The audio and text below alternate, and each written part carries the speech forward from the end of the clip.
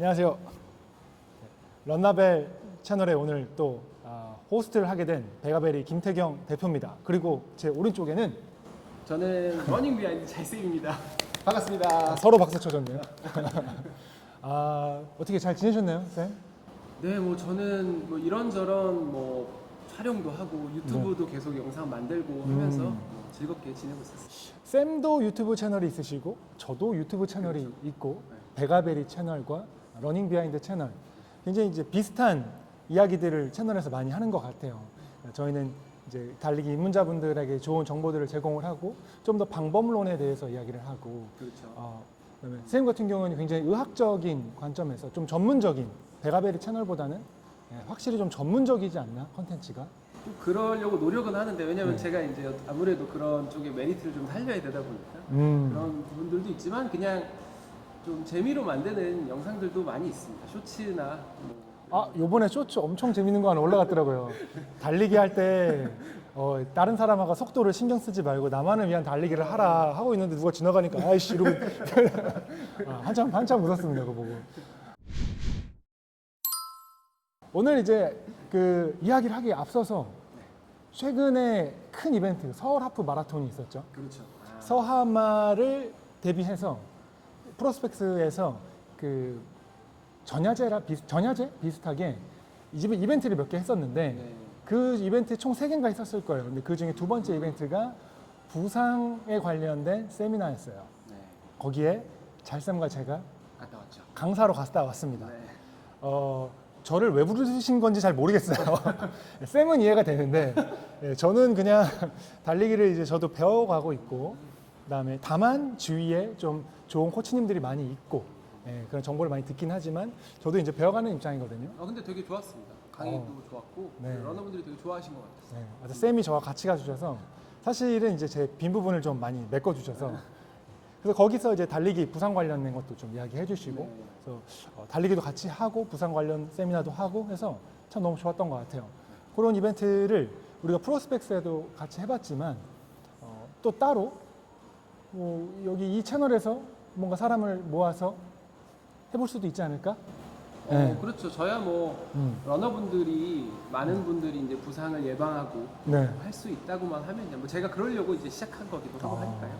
그래서 이 채널에 나중에 이제 구독자분들 이렇게 모아가지고 그런 세미나 저희가 그런 이제 브랜드에서 했던 세미나 같은 거를 해봐도 좋겠다는 생각을 갑자기 해봤습니다. 좋습니다. 네.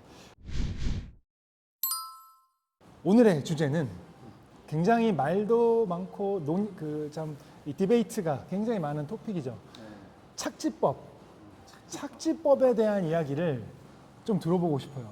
전문의의 스포츠의학 전문의, 재활의학 전문의의 관점에서 그리고 5년차 러너시잖아요. 그렇죠. 의 관점에서 착지법에 대한 이야기를 좀 들어보고 싶어요. 베가베리가 작년에 네. 굉장히 그 한 착지법, 편하게 얘기하면 이제 미드풋 착지에 대해서 이야기를 굉장히 많이 했었어요. 네. 그래서 많은 분들에게 미드풋에 대해서 알려드렸고 그 댓글이 참 많이 달렸습니다. 찬반 댓글이 굉장히 많이 달렸고 저희는 저희 나름대로의 소신을 담아서 그 착지법에 대해서 이야기를 많이 했었는데 네. 시즌 2, 그러니까 이번 연도 2024년도에 들어서면서 이제 베가베리 채널에서도 좀 다양성을 수용하면서 여러 가지 좀 정보들을 전문가들마다 우리가 또 라면 하나 끓여도 그 끓이는 방법이 다르잖아요, 사람들마다. 그렇죠. 그래서 다양한 정보들을 좀 습득해보고 배워가고 또 저 또한 우리 베가베리 채널 또한 그런 컨텐츠들을 통해서 성장하고 우리 구독자들도 성장하는 서론이 길었어요. 네. 네, 제가 장판을 많이 깔았습니다. 점점 잘해가겠다 뭐 네. 이런 뜻으로. 그래서 쌤한테 오늘 이제 마이크를 넘겨드리고 쭉 한번 들어보고 싶어요. C 스트라이크, 미드풋 스트라이크, 포어풋 스트라이크. 저는 이렇게 세 가지로 크게 구분을 알고 있는데 네, 맞죠. 예, 쌤의 생각은 어떤지 그럼 이제 좀 들어보고 싶습니다. 사실 제가 네. 이 미드푼 얘기를 하려고 미드푼 얘기를 결론 지으려고 유튜브를 처음에 시작했거든요. 정말요? 왜냐면 제가 이제 러닝을 하면서 여러 가지 러닝 관련한 정보들을 찾아보다 보니까 특히 미드풋 관련해서 너무 정보가 막 들쑥날쑥 하더라고요. 그래서 이거를 내가 좀 찾아봐야겠다 하고 이제 찾아보다 보니까 이게 생각보다 깊이가 너무 깊어서 이게 대충 몇 개 좀 찾아봐서는 안 되겠다 해가지고 이제 유튜브를 시작해서 정말 글쎄요, 거짓말 좀 보태서 한 100개 정도는 본 것 같아요. 논문을요? 논문. 네. 그리고 뭐 미드풋과 관련된 이제 착지법과 관련된 서적들도 한 5-6개 정도 본 것 같고. 그렇게 해서 이제 제가 러닝 비하인드 채널에 지금도 영상이 있습니다. 한 1년 정도 된 것 같은데 이제 종결 영상이라고 해서 이제 해놨는데 사실 혹시 궁금하신 분들은 보셔도 됩니다. 되게 좀 전문적으로 막 이렇게 얘기를 한 것처럼 해놨거든요. 조금 지루하실 수 있기는 한데. 네. 근데 이제 제가 이제 그거에 대해서 조금 말씀을 드린다고 하면 일단 먼저 좀 전제 조건으로 알고 계셔야 되는 건 착지법은 어떤 선수가 이제 우리가 달리기 자세를 구사했을 때 네. 땅에 닿게 되는 순간의 그 모먼트를 네. 그게 이제 착지가 어디 발 쪽에서 이루어지는가가 나오게 되는, 그러니까 쉽게 얘기하면 결과예요. 네. 내가 어떤 자세를 취했을 때 나오는 결과값이 착지법이에요. 저 이 얘기 최근 베가베리 수업 때 제가 했었는데, 아, 그래요? 저 또 검증 받았어요. 너무 좋아요. 그러니까 내가 어떤 착지를 하기 위해서 자세를 바꾼다가 아니라 내가 어떤 자세를 취했을 때 어떤 착지가 나오게 된다가 이제 결과값이 되는 거죠. 그래서 좋아요. 네. 그래서 내 착지법이라고 하는 것은 결국에는 내 달리는 자세랑 거의 동의어라고 보셔도 사실 무방하다는 생각이 듭니다. 내가 달리는 자세가 곧 착지법이다. 착지법이다. 연결이 돼 있다. 그렇죠. 연결이 되죠. 그러니까 예를 들어서 특히 이제 우리가 주의해야 하는 이제 착지법이라고 하면 이제 힐 스트라이크를 주로 많이 얘기를 한단 말이죠. 네. 힐 스트라이크 얘기 많이 하는데 이제 그 뒤꿈치로 이렇게 꽝 찍으면서 하게 되는 그런 착지법을 이야기하는데, 이 주법이 이제 왜 틀렸다고 이야기하냐면 이제 그 주법에서는 여러 가지 뭐 이제 논문에서도 얘기하지만 이제 임팩트 포스라고 해서 뭐 충격량이나 순간적으로 이제 충격이 이루어지는 그런 비율, 기울기 이런 것들이 상당히 높은 걸로 돼 있어요. 그리고 이제 브레이킹 포스도 걸려가지고 달리기에 오히려 반하는 그런 힘들도 좀 작용을 한다. 이렇게 얘기를 하거든요. 그래서 이제 힐 스트라이크는 이제 안 좋은 걸로 이야기를 하는데, 문제는 우리가 이제 요즘에 얘기하는 것처럼 올바른 자세, 몸의 무게 중심에 가깝게 떨어지는 그런 올바른 자세로 달리기를 할 때 힐 스트라이크를 할 수 없다는 거죠. 자연스럽게 뛰었을 때.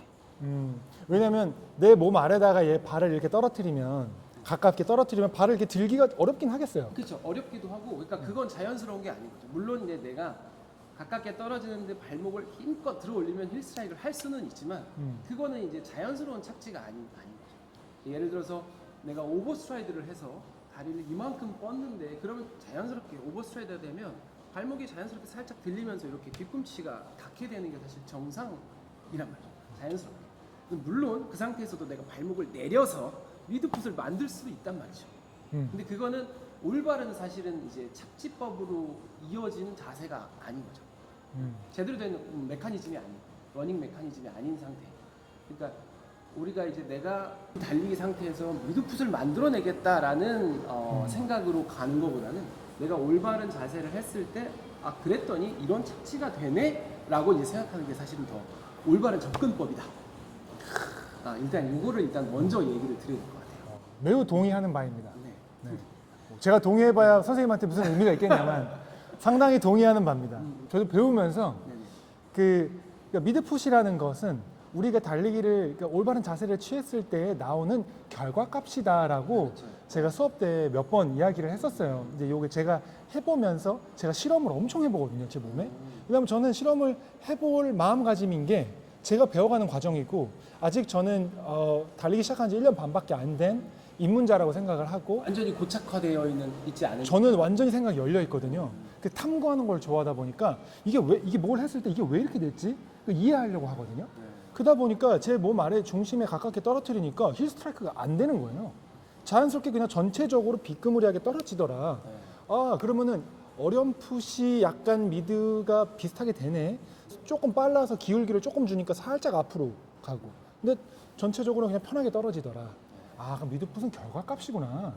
이렇게 이제 생각이 다 다르더라고요. 맞습니다. 그래서 우리 제가 영상에서도 얘기했지만 보통 마라톤 엘리트 선수들 대상으로 해서 실제로 착지법들을 마라톤 대회에서 옆에서 다 찍어가지고 이 선수들이 몇 퍼센트나 착지를 어떻게 하는지를 다 분석을 해놓은 결과들도 있어요. 그걸 연구해놓은 이제 네. 연구들도 있는데 그거는 이제 물론 조금 지금으로 치면 조금 예전이죠. 2014년, 2016년 뭐 요 정도 때에서 이제 특히 이제 연구를 했던 결과들을 보면 마라톤인 경우에는 이제 리얼풋이 한 70%, 리얼풋 70%, 그리고 20% 정도가 이제 미드풋, 그리고 나머지가 이제 포얼풋인 경우들이 있었고 또 마라톤 선수들도 이제 총 풀코스를 뛸 때 초반에는 미드풋이다가 나중에 조금 리얼풋으로 가게 되거나 이렇게 변화하는 경우들도 있다고 얘기하거든요.